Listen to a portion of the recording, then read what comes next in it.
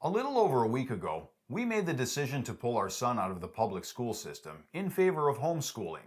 How has that been going? Plus, we're going to get into our experiences when we were kids and went through the school system. Public school, private school, cyber school, Homeschool. and homeschool as well. What were they like? And how are they different from experiences that may be going on today? We're going to find out. Hi, I'm Andrew. And I'm Laura. And this is Family 412. This, again, is a brand new YouTube channel where myself, Laura, and Riker, we share our experiences, the challenges, the trials, and the tribulations of our lives as God takes us on this wild adventure of what we're going through. More like an amusement park. Yes, yeah, really. So, last time we were talking about the situations and incidences that led to our son, who's in 7th grade, going through a lot of kind of different challenges in just the first 2 months of school, in-school suspensions, lunch detentions, and things like that. All of that is in the video we recorded last week. That's right. Check down in the link. Why don't you watch that first if you haven't done so already?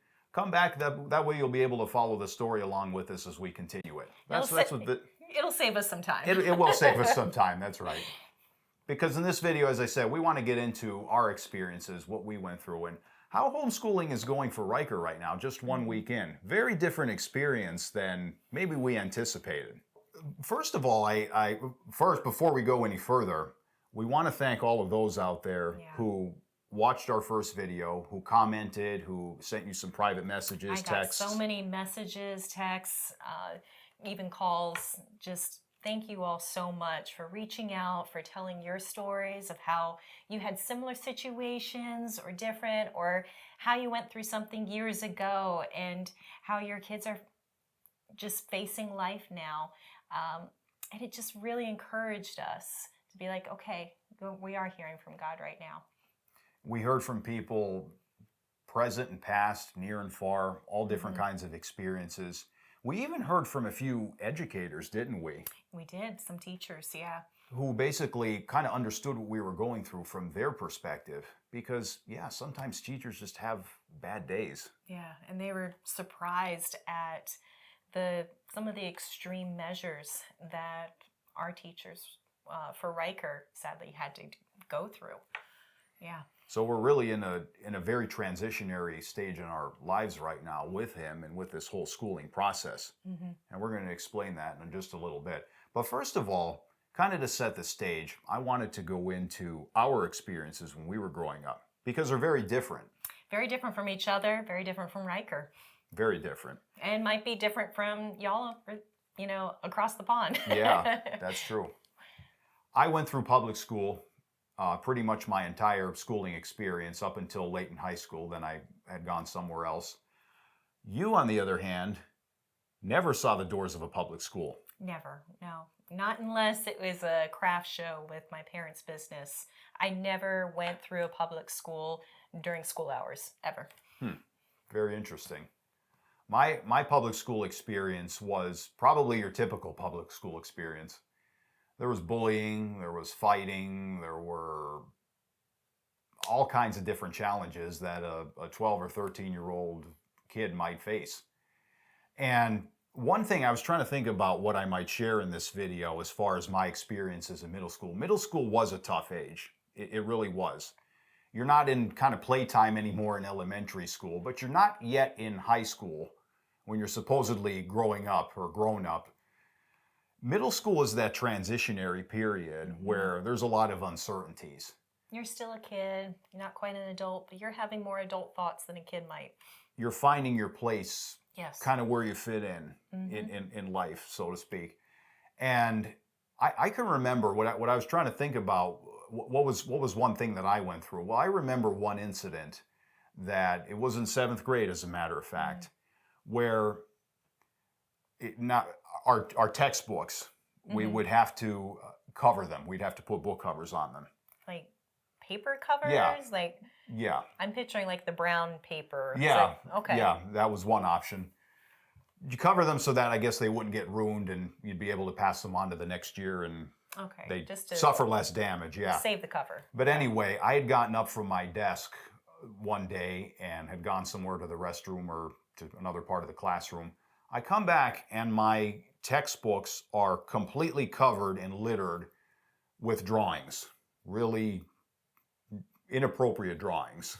Like how inappropriately? Well, Like I'm going like R-rated and inappropriate. let's just say this.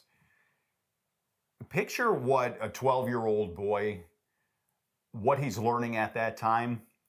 Picture what he might do in drawing form, and then you're getting close. Okay.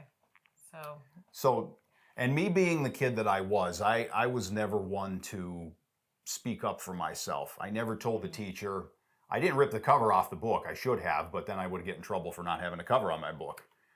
Eventually, I think I just either scribbled them out or just changed out the cover. But just one example, and years later, I'm still having this memory. There's a lot of formative memories that happened during middle school, good and bad, that really could shape how you turn out in life.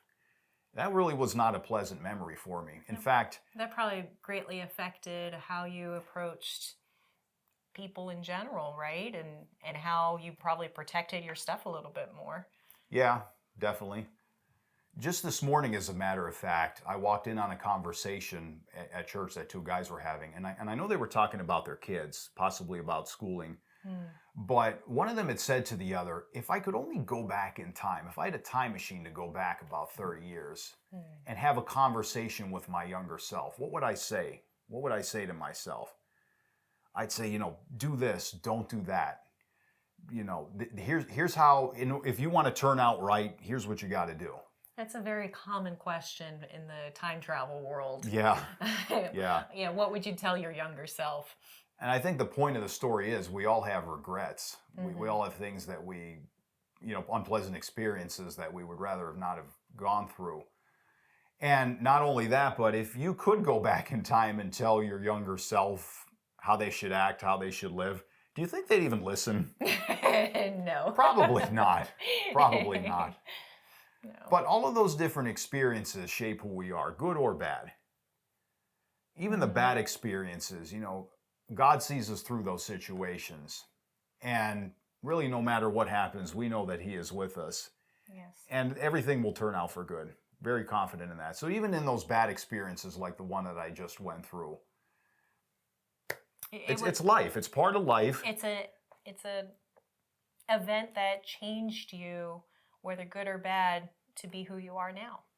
And the question comes up, do I regret the way I behaved, the way I acted? I should have spoken up more. I should have done something about this. Well, yes and no, I guess. Should I have done something? Should I have spoken up more? Yes. But even though I didn't, I still learned. It was still a learning process to become that person. Well, you clearly did speak up in 10th grade with the difficulties you had, and you were pulled from the public school system to a Catholic. Was it a Catholic school? It was, yeah. It was a great experience. Believe it or not, it was a great experience. But you did change from that 7th grade self to your 10th grade self. I did. Because you learned that you needed to speak up in order to have events change. Thank you for reminding me of that. Your experience, though, was completely different. You said that you never even saw the doors of a public school in a classroom setting, that is. Right. Your experience then may be kind of similar to what Riker is going through or is going to be getting into right now with homeschooling? Similar. I would think that Riker's experiences are almost kind of in between you and I. I don't know if I'm more like him or you're more like him in your experiences. But I started out in private Christian school, very similar to how Riker started out in private Christian school. Those were some of the best years of my life. I had Mrs. Hawthorne and Mrs. Smith in kindergarten that were just amazing. They were just the sweetest teachers ever to have. And I learned so much. Those were great formative years. Mrs. Patch in first grade.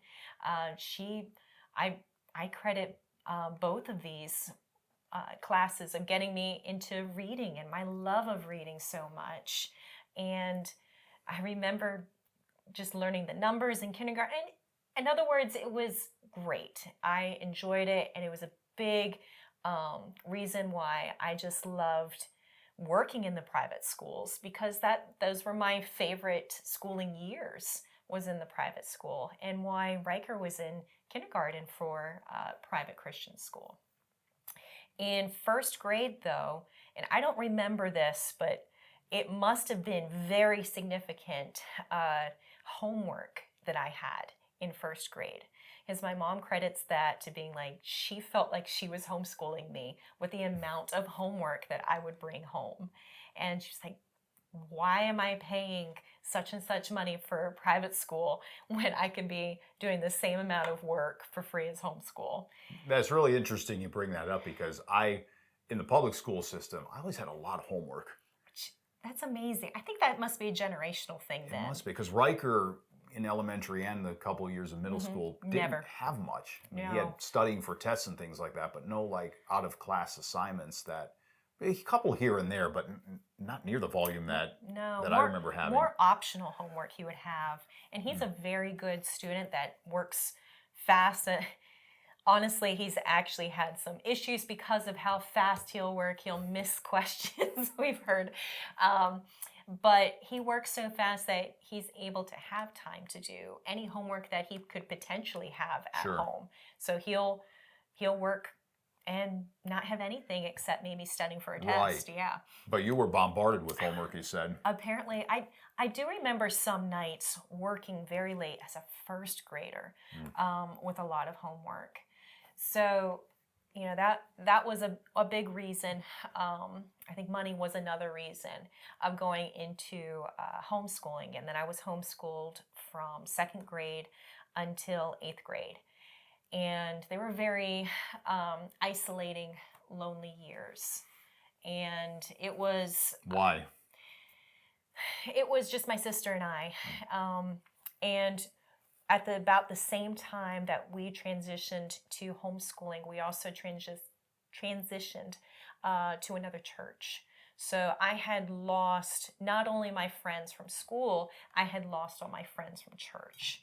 And so in second grade and third grade, we were in one church, and then we completely moved states. So I lost any friends that I was starting to have.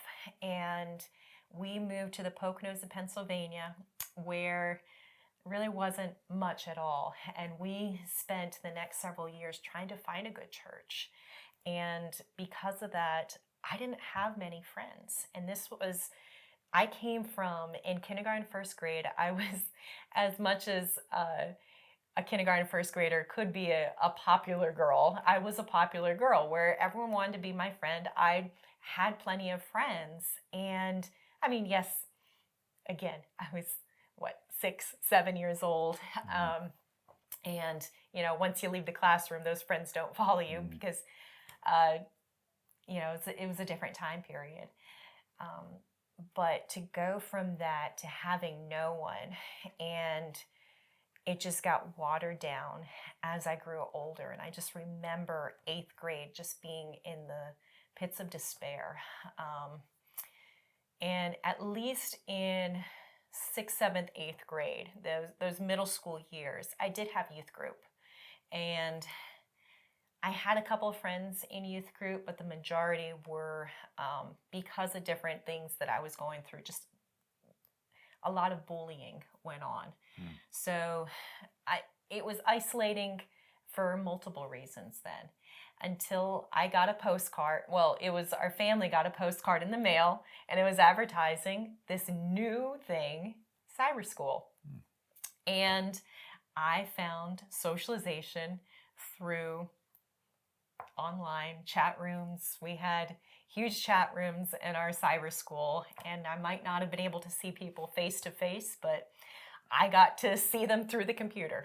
And I got asked out to prom. I couldn't go to prom, but hey, I had communication. How difficult was it, though? You had said it felt very isolating.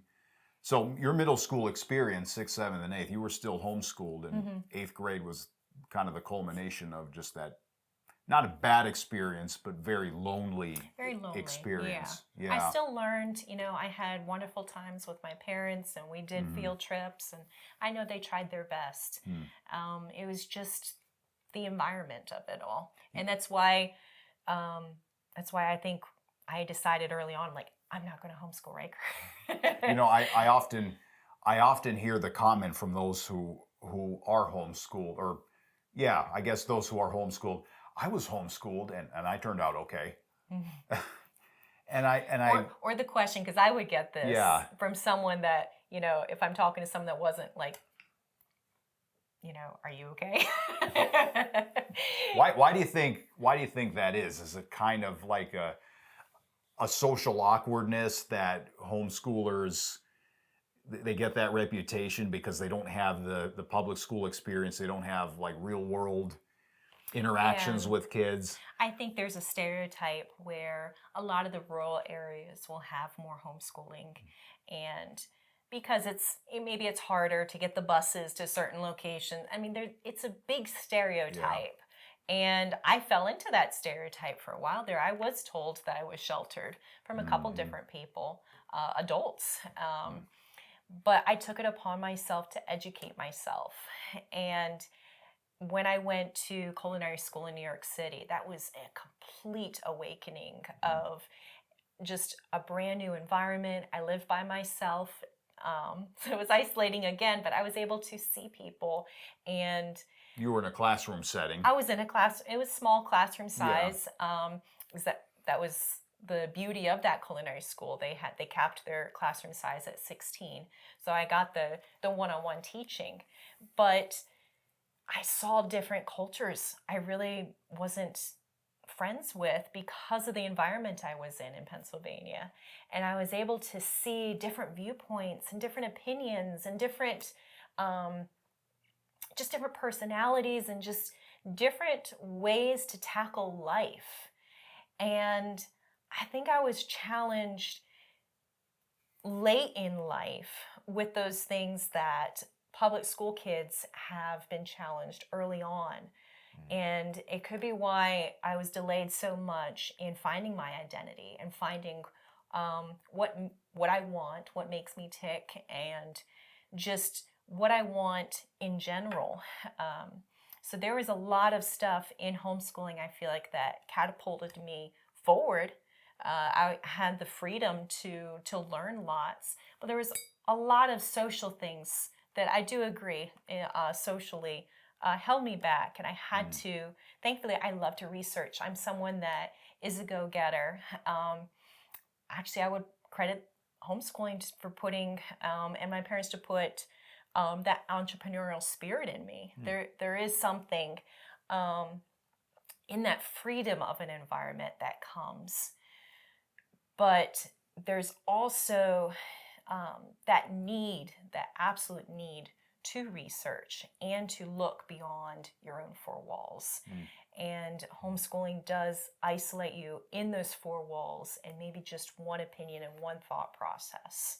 So I think there's the pros and cons of both. Sure. Yeah. And Both that's worlds. why middle grounds exist, like charter Yeah. schools, co-ops, Yes. private schools, Christian schools. I wish there were co-ops. I don't know if they truly didn't exist when I was homeschooling, but I never heard of them. And, hearing, once we started in the church that we go to now, what was that, like 3 or 4 years ago, we started, and it was like, and even in our neighborhood, just the idea of co-ops. Like, this is a hybrid school system. Yeah, it's kind of a new concept for us that Yeah. we really never explored.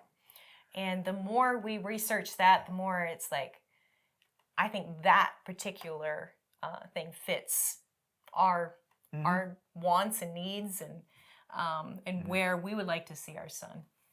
What about homeschooling though? Because for Riker, that is, and because like I mentioned in the first video, it was a very quick decision we made. Things escalated, and we just said we're done with public school. So the best option, at least I think it was the best option, was to start homeschooling him. It was honestly, it came down to being our only option.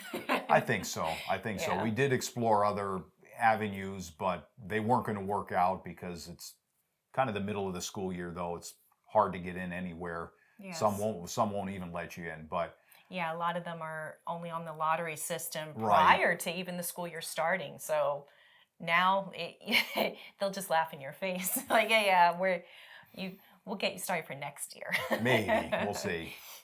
So we've gone through a whole week of homeschooling right now, and it was well. Why don't you? Because you've been a champ this week. You really have. We've both had a hand in homeschooling Riker, but you've definitely taken the reins as far as the planning, the actual teaching of most of it.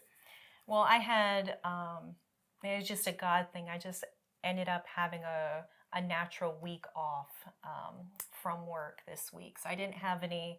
I mentioned culinary school. I'm actually a pastry chef that I do work now.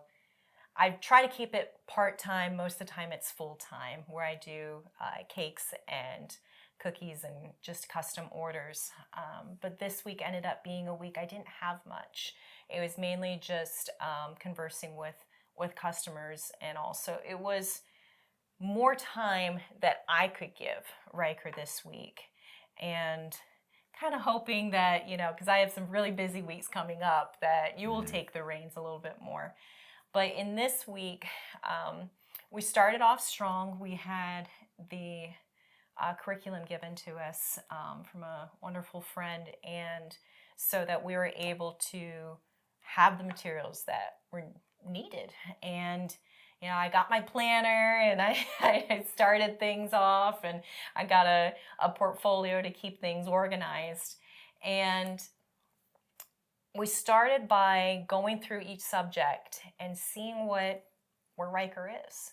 And, we've seen along the way, we're able to see some work he's done here and there. And, I've been trying to get him reading more and all, but this was really our full experience of where is our son academically. And you know what? He's amazing. And this is also a credit to the public school system that we've been in. They've taught him well. His writing has been on.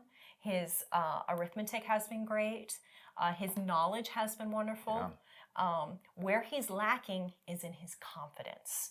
And this has been something that we've constantly heard from teachers, how he gets frustrated and how he doesn't think he can do it when we know he can do it.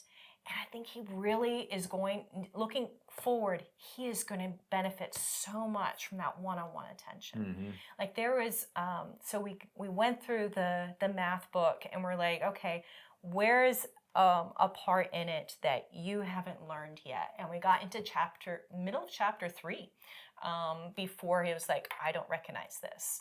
And it was the base numbers, base 10, base 4. And he's struggling, and I'm finding YouTube videos of how to teach him. And he's like, this is a lot of work. And I'm like, dude, okay. So if you do all of this page, if you get this all correct, and there was like, I think 15 problems, which was significant on just one page. And like, if you get all of these correct, you don't have to do the second page today. And he did it, and he struggled, and he's like, I don't think I got any right. And I looked, and I was like, I held his face in my hands, I'm like, Riker, they're all right. He did it. He did it, and he had no confidence though. Mm-hmm. And he's like, really? I'm like, yes, you are so smart. I think he's smarter than he thinks he is. He is. It's just getting to that point where he understands the work. He's able to do it by himself. Mm-hmm. And then he does it. And then he's encouraged after the fact that you did a great job. Yep. This is, you tackled this problem, you knew what to do, and you did it. Mm-hmm. And that'll lead to success in anything in life. Exactly. Another example is he's rereading a book series that he enjoys. I want him to love to read. And here's hoping he starts loving to read. But I have him writing then an analysis of the chapters that he finishes. So we're able to use the curriculum that we have, but also get creative and adding other things to it. And we're being challenged. We're moving along. I have my subjects that I'm teaching him. Andrew, you're fabulous in Spanish, and you're able to teach that. And also, I did struggle a little bit this week, though. But you did, but yeah, so did I. I had a very hard low on Thursday of just. I did have work to do on Thursday, and I was struggling of trying to do that amidst trying to teach him, and just going forward and just seeing the frustration building in. There are no open co-ops right now. There are no alternatives right now than us just doing homeschool, and I have some very hefty work weeks coming up. And I just had a moment in the shower on Thursday night where I'm just crying out to God. And I'm like, I'm not a crier, so I didn't cry, but it was near the brink where I'm like, I don't know how moving forward it's going to be time-wise. And I had that issue early last week before we got started. I'm like, I don't know. I have a full-time job. I have a side hustle that I'm also trying to turn into a full-time thing. Mm-hmm. We've got church activities. We've got other activities going on. There's no time. There really is. On an already full plate, we're adding more to it. Mm-hmm. And I think the most frustrating thing has been on our end. I mean, Riker's been great as far as the responsibility of it all goes. I mean, he definitely gets like, oh, am I done yet? Yeah. And he's antsy. But I have loved I think it was Friday morning, because you weren't home Friday morning. I had to take all the subjects on Friday, and Friday actually went a lot better. We ended the week well.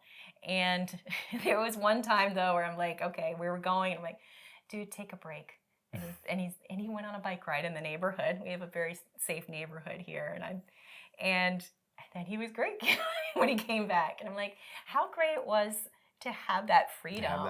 To just go outside for 10 minutes and just be refreshed. Mm-hmm.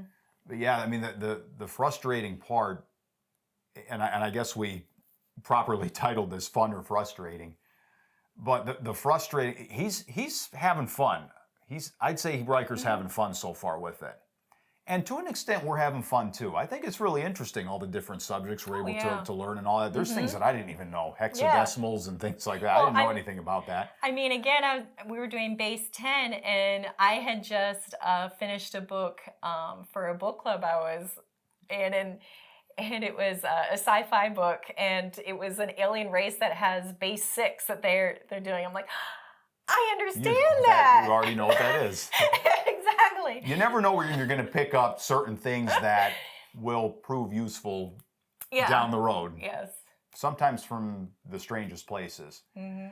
But, all taken together, he is having fun, I'd say, so far. We are too, but I think there is a lot of that element of frustration built in. And it's not because we don't want to teach or it's not interesting to us. No. It's time. It's time. It's time. I wish I had more time to teach, but I also love my work, and so it's that balance of having mainly a full-time job. Thank God I'm at home with my job, but it's having that balance of doing that and being a full-time teacher. And he is getting all of the required materials done in the hours. Yes. I mean, he has a pretty full day of school. We do make it work as best we can. And he's really trying to step up and being like, I'll correct my own work. But he's definitely not at that point yet. So it's figuring things out still. It is. And overall, I'd say it is going well so far. Yeah. I think as we get more into the rhythm of how each day works, how a week works, I think we'll get there. I definitely think we'll get there. And virtual school is an option. Yeah. We're considering that right now, because they do have openings where we can go in there. Mm-hmm. However, one downside is he would be on a computer screen all day. And I like the fact that he's practicing his penmanship and writing a lot right now. And I have control over the material. And I do really enjoy teaching him. It's just the timing. But it sadly might get to a timing issue. We'll see. We'll see. And I mean, beyond this, you know, let's assume that he finishes 7th grade homeschooling. Come 8th grade, that's going to be another question. Do we continue to homeschool him? Do we put him in a co-op? In a co-op? Do we put him in a cyber school? I mean, we say that now, but you know, we don't know what the next 6 or 8 months will hold. And come next spring, we may decide completely different. I can say that we probably will never return. Well, I won't say never, but we probably will not return to the public school system. At least not for middle school. At least not for middle school. You know, we'll see come high school. But I can say pretty confidently we won't return to public middle school. Right. So that's been our homeschool journey so far. Just 1 week in, but I thought it was important to follow this up, you know, fairly quickly after our first video, just to still capture the raw emotions and how everything's been unfolding so far. And the background for us, for why we actually chose the homeschool route versus doing something else right now. That's right. What have your experiences been like? Do you homeschool your children right now? And what is that like? What does the day-to-day look like for you? Do you often find that you're frustrated, you don't have the time, or maybe they don't cooperate or have the attention span you'd hope they have? I would love to know how some of you deal with the timing issue. Do you also have full-time or part-time jobs? Do you share responsibilities with subjects? Do you share who does what in your household? How do you make this work? Yeah, We're really interested to know. We'd love to know. And I think we will be back with another video about this sometime. What did I say last time? Like 30 or 60 days, we'll give you an update. And here it is next week. I don't know what I was thinking on that. Maybe we'll see how this goes. It's actually giving us some motivation right now in doing a video. It keeps us in check. Now, I didn't discuss this with you before we started doing this, but I think for the next video, I want to dive into our story of how we got down here. Oh, that might be interesting. Our move. Because the big move. The big, really life-changing move, because there's a lot of details behind that. In fact, there was one major detail that could have and would have changed our family dynamic forever. But God. But God. What is it? Not yet. Okay. We'll have to watch the next video. I can't wait. Thank you so much. We're looking forward to your comments and your feedback, and hope you'll catch us on the next video. See ya. Bye.